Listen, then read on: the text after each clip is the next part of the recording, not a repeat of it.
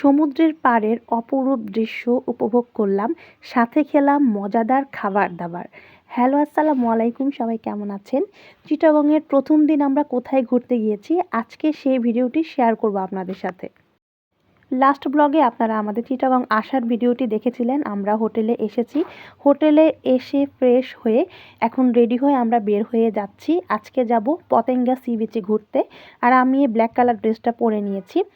এরপরে আমরা হোটেল থেকে নেমেই আগে দুপুরে লাঞ্চ করে নিয়েছি। চিটাগং আসবো আর শুটকি খাবো না, সেটা তো হতেই পারে না। আমাদের লাঞ্চে ছিল চিটাগংয়ের মজাদার আতপ চালের ভাত। আতপ চালের ভাত আমার খুবই ভালো লাগে। সাথে ছিল লইট্টা মাছের ভুনা আর ছিল মুরগির মাংস। খাওয়া দাওয়া শেষ করে আমরা পতেঙ্গার উদ্দেশ্যে রওনা দিয়ে দিলাম। আয়ান তো খুবই খুশি, সে সমুদ্র দেখতে যাবে। আর এই যে আমরা পতেঙ্গা চলে এসেছি, এসেই যে সুন্দর একটা ভিউ দেখেছি, দেখে তো খুবই ভালো হয়ে গেল মনটা। তবে অনেক রোদ ছিল। আয়ান তো এসেই ওর বাবার সাথে গাড়িতে উঠে গিয়েছে, সে গাড়িতে ঘোড়াতে সব কিছুতে চড়েছে, তার খুবই ভালো লেগেছে। কিন্তু এত রোদ ছিল যা বলার বাইরে। আর আমরা গিয়েছিলাম একদম দুপুর 3টার দিকে, তখন তো পুরা রোদ ছিল, কিন্তু খুব ভালো লাগছিল। সমুদ্রের কাছে এসে নিমেষেই আমার মনটা ভালো হয়ে গিয়েছে, এত ভালো লাগছিল পরিবেশটা। আমি বেশ কয়েকটা ভিডিও করে নিয়েছিলাম রিলসে দেওয়ার জন্য। পাহাড় সমুদ্র আমার কাছে বরাবরই খুবই ভালো লাগে, যদিও পাহাড়টা আমার বেশি পছন্দ। বিকেলে সি বিচে খুবই ভালো লাগছিল হাঁটতে। আর এখন যেহেতু একটু শীতকাল, এজন্য তেমন বেশি গরম লাগেনি, কিন্তু প্রচণ্ড রোদ ছিল। রোদের কারণে আসলে আমরা ছবি তুলতে পারছিলাম না, এত রোদ ছিল।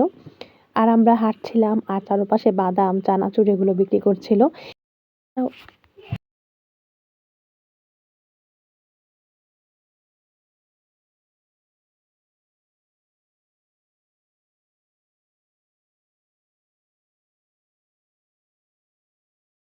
এবার অনেক দিন পরে ঘুরতে আসলাম, তাই খুবই ভালো লাগছে।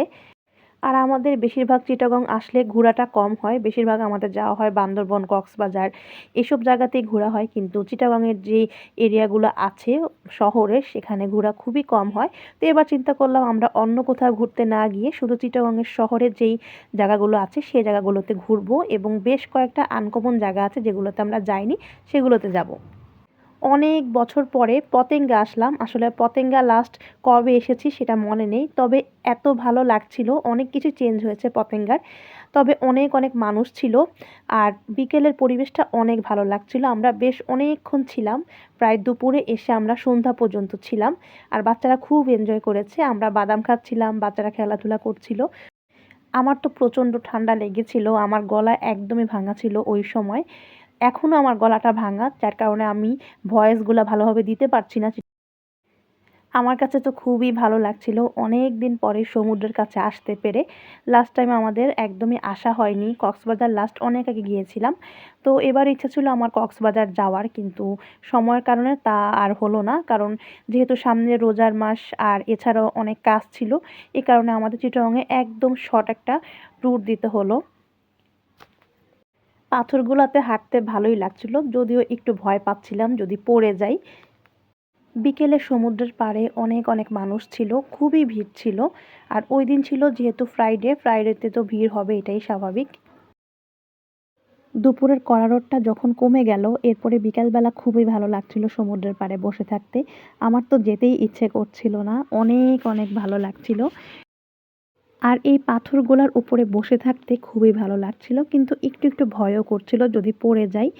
পতেঙ্গায় আমরা বেশ অনেক সময় ধরে ছিলাম। দুপুরের রোদটা কমে যখন বিকেল বেলায় সূর্যটা সমুদ্রের উপর পড়ছিল, খুব সুন্দর অসাধারণ লাগছিল দেখতে। ঘোরাফেরা শেষ করে প্রায় সন্ধ্যা যখন হয়ে আসছিল, তখন আমরা গাড়িতে উঠলাম। এরপরে আমরা চলে আসলাম নাস্তা খাওয়ার জন্য। আর এই খাবারটা এত এত মজা যা বলার বাইরে। এটা হচ্ছে চিকেন মশালা।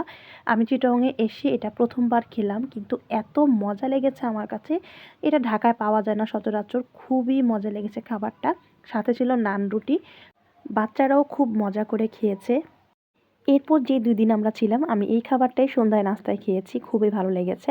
চিটাগংয়ের পতেঙ্গার ভিডিওটা এখানেই শেষ করে দিলাম। ইনশাল্লাহ আরেকটি নতুন জায়গার ভিডিও নিয়ে খুব তাড়াতাড়ি হাজির হচ্ছি। আর আমার পতেঙ্গার ভিডিওটা কেমন হলো অবশ্যই কমেন্টে জানাবেন।